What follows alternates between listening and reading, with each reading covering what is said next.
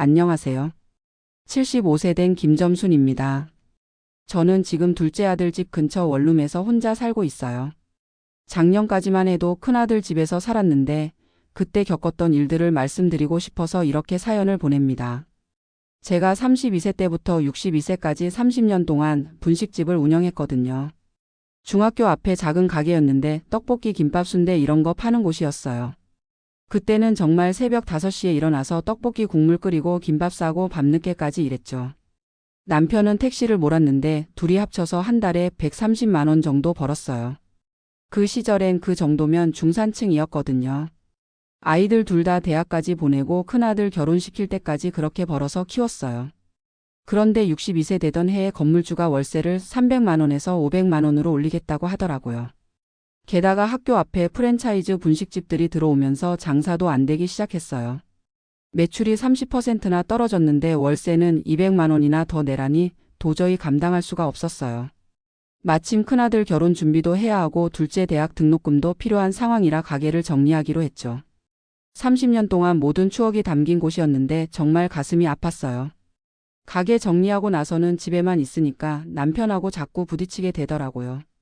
하루 종일 같이 있으니까 사소한 일로도 다투고 뭔가 허전하고 무기력했어요. 그때부터 큰 며느리가 반찬 좀 만들어 달라고 부탁하기 시작했거든요. 처음엔 며느리가 교사라고 바쁘니까 도와주는 게 당연하다고 생각했어요. 그런데 2년 전에 남편이 뇌졸중으로 갑자기 돌아가시면서 모든 게 달라졌죠. 혼자 지내기가 막막하니까 큰아들이 자기 집으로 오라고 하더라고요. 엄마 혼자 두기 걱정되니까 우리 집으로 오세요 하면서요. 둘째 아들은 치킨집 운영한다고 바쁘고 큰아들 집이 더 넓으니까 그쪽으로 가게 됐어요. 성남 분당의 32평 아파트인데 안방 하나를 제가 쓰게 됐죠. 처음엔 손자 준호랑 지연이랑 같이 지내니까 정말 좋았어요. 아침에 일어나서 온 가족 식사 준비하고 아이들이 할머니 김치찌개 최고라고 하면 뿌듯했거든요. 그런데 시간이 지나면서 며느리 태도가 조금씩 달라지기 시작했어요. 처음엔 어머니 고생 많으시네요. 감사합니다 하더니 나중엔 그런 말도 없어지고요. 아침에 밥상 차려놓으면 당연하다는 듯이 받고 반찬 떨어지면 어머니 반찬 좀이라고 하더라고요. 저는 매일 아침 6시에 일어나서 온 가족 아침 준비하고 아이들 도시락도 싸주고 학교 보낸 다음엔 청소하고 빨래하고 반찬 만들고요. 아이들 학교에서 돌아오면 간식 챙겨주고 숙제도 봐주고 저녁 때까지 온종일 집안일만 했어요. 그렇게 하루에 8시간씩 일주일에 6일을 일했는데 한 달에 반찬 값으로 50만 원, 육아 도움으로 80만 원씩 130만 원을 절약해줬거든요. 그런데 며느리는 그걸 고마워하기는커녕 점점 더 많은 걸 요구하더라고요. 어머니 이것도 좀 해주세요. 저것도 좀 해주세요 하면서 마치 제가 가정부라도 되는 것처럼 대하기 시작했어요. 아들한테 말해봐야 엄마가 좀 이해해주세요. 미경이도 직장 다니느라 힘들어요 하면서 며느리 편만 들고요. 그래도 손자 손녀가 있으니까 참고 지냈어요. 준호가 할머니 덕분에 숙제 다 끝냈어라고 하고 지연이가 할머니표 계란말이 제일 맛있어라고 하면 그걸로 위로받고 살았죠. 그런데 작년 가을에 일이 터졌어요. 제 친정어머니 기일이었는데 제사 음식을 준비해야 하잖아요. 고기도 사고 나물도 해야 하고 해서 필요한 걸 적어서 며느리한테 보여줬거든요. 그런데 며느리가 그걸 보더니 어머니 이거 너무 많이 드는 거 아니에요? 요즘 물가도 비싼데라고 하는 거예요. 저는 그 말을 듣고 정말 어이가 없었어요. 친정어머니 제사인데 돈이 아깝다고 하다니요. 그래서 미경아 이건 내 친정어머니가 아니라 내 어머니 제사야. 1년에 한 번 드리는 제사인데 이 정도도 못해? 했더니요. 며느리가 갑자기 목소리를 높이면서 그럼 어머니가 직접 사서 하세요.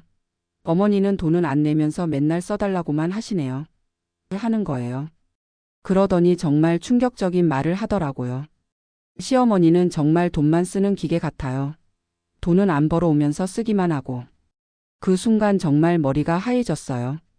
30년 동안 분식집 운영해서 이 집안 먹여 살렸고 지금도 매일 8시간씩 집안일 해주면서 한 달에 130만 원씩 절약해주고 있는데 돈만 쓰는 기계라니요.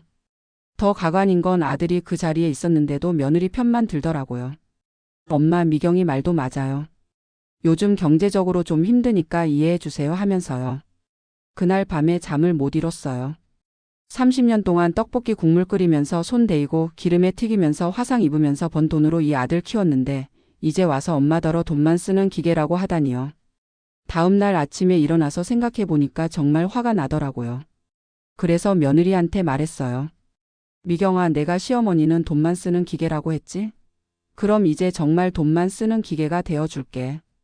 그날부터 저는 완전히 손을 뗐어요. 아침에 일어나도 밥 안 하고 반찬도 안 만들고 청소도 안 하고 아이들 도시락도 안 싸줬어요. 며느리가 어머니 아침 준비 안 하세요?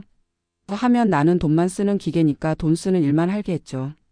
처음 며칠은 며느리가 대충 떼어나가더라고요. 그런데 일주일이 지나니까 완전히 헬게이트가 열렸어요. 며느리는 학교에 7시 30분까지 출근해야 하는데 6시에 일어나서 아이들 아침 챙기고 도시락 싸고 하려니까 정신이 없는 거예요. 저녁에 학교에서 돌아와서도 아이들 숙제 봐주고 저녁 준비하고 설거지하고 하다 보니 밤 12시가 넘어서야 잠자리에 들더라고요. 그리고 반찬이 없으니까 계속 사 먹어야 하잖아요. 치킨 시켜 먹고 중국집에서 배달 시켜 먹고 편의점에서 도시락 사다 먹고요. 한 달 지나니까 외식비만 100만 원이 넘게 나왔어요. 그전엔 제가 해준 반찬으로 한 달 식비가 50만 원 정도였는데 갑자기 150만 원이 되니까 며느리가 얼굴이 새파래지더라고요. 게다가 아이들 돌봄도 문제가 됐어요. 준호랑 지연이가 학교 끝나고 돌아와도 저는 모른 척하니까 며느리가 학원에 보내거나 돌봄 서비스를 이용해야 하는 거예요. 그것도 한 달에 80만 원씩 나가더라고요. 결국 며느리가 한 달 만에 230만 원을 더 쓰게 된 거죠. 그전엔 제가 무료로 해주던 일들인데 말이에요. 한 달 반 정도 지나니까 며느리가 지쳐서 못 견디겠다는 표정이더라고요. 그래도 저한테는 사과 한마디 없이 아들한테만 여보 어머니 좀 말씀드려봐 하더라고요. 아들이 저한테 와서 엄마 미경이가 너무 힘들어해요. 다시 도와주시면 안 될까요? 하길래 저는 단호하게 말했어요. 민수야, 내 와이프가 시어머니는 돈만 쓰는 기계라고 했잖아. 그럼 나도 정말 돈만 쓰는 기계 역할을 충실히 하고 있는 거야. 앞으로도 돈 쓰는 일만 할 거니까 걱정하지 마. 그 뒤로도 한 달을 더 버텼어요. 며느리는 계속 지치고 아이들은 할머니가 왜 안 챙겨주냐고 서운해하고 아들은 중간에서 눈치만 보고요. 그런데 정작 저도 마음이 편하지 않았어요. 손자 손녀들이 할머니 왜 우리 안 챙겨줘? 하면서 서운해하는 모습을 보니까 마음이 아프더라고요. 그래서 결심했어요. 이렇게 계속 같이 살면서 서로 상처만 주고받을 바에야 차라리 나가서 혼자 사는 게 낫겠다고요. 어느 날 온 가족이 저녁 먹고 있을 때 선언했어요. 나는 다음 달에 이 집에서 나갈 거야. 돈 쓰는 기계 역할은 이제 끝났으니까 진짜 돈 쓰면서 혼자 살겠어. 아들이 깜짝 놀라서 엄마 갑자기 왜 그러세요? 했는데 저는 이미 마음을 정했거든요. 민수야, 내 와이프가 시어머니는 돈만 쓰는 기계라고 했으니까 이제 정말 기계처럼 돈만 쓰면서 살겠어. 걱정하지 마, 나한테 돈 있으니까. 남편이 남겨준 유산이 1억 원 정도 있고 기초연금하고 국민연금 합쳐서 한 달에 65만 원 나오니까 혼자 살기엔 충분하거든요. 며느리는 그제야 정신이 번쩍 든 것 같더라고요. 제가 나가면 다시 혼자 아이들 돌보고 집안일 다 해야 한다는 걸 깨달은 거죠. 그래서 어머니, 제가 잘못했어요. 계속 같이 살아요 하면서 처음으로 사과하더라고요. 하지만 이미 늦었어요. 한 번 돈만 쓰는 기계라고 한 말이 어디 가겠어요? 그리고 저도 이제 혼자 살고 싶다는 생각이 확고해졌거든요. 결국 둘째 아들 치킨집 근처에 원룸을 얻었어요. 보증금 3천만 원에 월세 40만 원짜리인데 15평 정도 되니까 혼자 살기엔 딱 좋더라고요. 이사 갈 때 손자 준호가 울면서 할머니 가지 마 하길래 정말 마음이 아팠어요. 하지만 할머니는 이제 할머니만의 생활을 할 거야. 가끔 놀러와 하고 나왔죠. 나온 지 벌써 8개월이 됐는데요. 정말 속이 시원해요. 아침에 일어나서 하고 싶은 것만 하고 TV 보고 싶으면 보고 나가고 싶으면 나가고요. 동네 경로당에서 어르신들 식사 준비하는 봉사도 일주일에 2번씩 하고 있어요. 그런데 큰아들네는 정말 힘들어하고 있어요. 며느리가 결국 육아도우미를 쓰게 됐는데 그것만 한 달에 100만 원이 넘게 나간다고 하더라고요. 반찬도 사 먹고 아이들 돌봄 서비스도 쓰고 하다 보니까 한 달에 200만 원은 더 쓰게 됐다고 해요. 큰아들이 가끔 전화해서 엄마 집으로 다시 와요. 미경이가 많이 반성하고 있어요 하는데 저는 단호하게 거절해요. 아들아, 엄마는 이제 돈만 쓰는 기계 역할 끝났어. 너희들끼리 잘 살아봐. 처음엔 외로울 것 같았는데 의외로 혼자 사는 게 이렇게 편할 줄 몰랐어요. 아침에 간단하게 미역국 끓여 먹고 점심엔 김치찌개 끓여 먹고 저녁엔 두부조림이나 생선구이 해 먹고요. 반찬도 제 입맛에 맞게 간 맞춰서 하니까 훨씬 맛있어요. 경로당에서 봉사할 때도 어르신들이 점순이가 만든 음식이 제일 맛있다 하시면 뿌듯하거든요. 30년 분식집 경험이 여기서 빛을 발하는 것 같아요. 둘째 아들네는 정말 잘해줘요. 일주일에 2번씩은 전화하고 한 달에 1번씩은 식사 같이 하고요. 둘째 며느리가 어머님 혼자 사시느라 고생 많으세요 하면서 반찬도 가져다 주고 해요. 큰손자 준호하고 지연이도 한 달에 2번 정도는 할머니 집에 놀러 와요.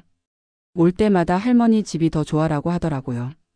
아무래도 엄마가 너무 바빠서 제대로 못 챙겨주니까 그런가 봐요.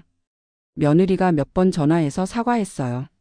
어머니, 제가 정말 잘못했어요. 돌아와 주세요 하면서 우는 소리까지 내더라고요. 하지만 저는 미경아, 너도 이제 어른이니까 내일은 내가 해결해. 나는 이제 나만의 인생을 살 거야 했어요. 사실 처음엔 며느리가 미웠어요. 30년 동안 고생해서 키운 아들 시켜놓고 돈만 쓰는 기계라니 정말 분했거든요. 하지만 지금은 오히려 고마워요. 그 말 덕분에 제가 진짜 독립적인 삶을 찾을 수 있었거든요. 혼자 살면서 깨달은 게 있어요. 가족이라고 해서 무조건 희생하고 참을 필요는 없다는 거예요. 나이가 들어도 저는 한 명의 인격체이고 존중받을 권리가 있거든요. 요즘 비슷한 처지의 시어머니들이 많은 것 같아요. 며느리 집에서 무료 가정부 노릇하면서 푸대접 받고 계시는 분들요. 그런 분들께 꼭 말씀드리고 싶어요. 가족이라고 해서 무엇이든 참지 마세요. 여러분도 존중받을 권리가 있어요. 때로는 혼자 사는 게 더 당당하고 행복할 수 있어요. 그리고 며느리들에게도 한 말씀 드리고 싶어요. 시어머니가 해주시는 모든 게 당연한 건 아니에요. 감사할 줄 알고 존중해 주세요. 나이가 들어도 시어머니는 여러분의 어머니이시거든요. 저는 이제 75세인데 앞으로 10년, 20년 더 살 수 있잖아요. 그 시간을 남의 눈치 보면서 살기보다는 제가 하고 싶은 대로 당당하게 살고 싶어요. 경로당에서 봉사활동도 하고 동네 할머니들이랑 수다도 떨고 가끔은 둘째 아들네랑 여행도 가고요. 손자, 손녀들이 보고 싶을 때는 불러서 맛있는 것도 해주고 말이에요. 지금 저는 정말 행복해요. 비록 혼자 살지만 자유롭고 아무한테 눈치 안 보고 하고 싶은 것 하면서 살거든요. 며느리가 돈만 쓰는 기계라고 했을 때는 정말 상처받고 화났지만 지금 생각해보면 그 말 덕분에 진짜 제 인생을 찾을 수 있었어요. 앞으로도 저는 당당하게 돈 쓰면서 제가 하고 싶은 대로 살겠어요. 그게 진짜 돈만 쓰는 기계가 되는 것보다 훨씬 의미 있는 일이거든요. 혹시 저와 비슷한 상황에 계신 분들이 있다면 용기 내세요. 나이가 들어도 우리에겐 선택권이 있어요. 존중받지 못하는 곳에서 억지로 참고 살 필요 없어요. 가족의 의미는 서로 희생하는 게 아니라 서로 존중하는 것이거든요. 그걸 깨닫는데 75세까지 걸렸지만 이제라도 깨달아서 다행이에요. 저는 앞으로도 제가 선택한 길을 당당하게 걸어가겠습니다. 감사합니다.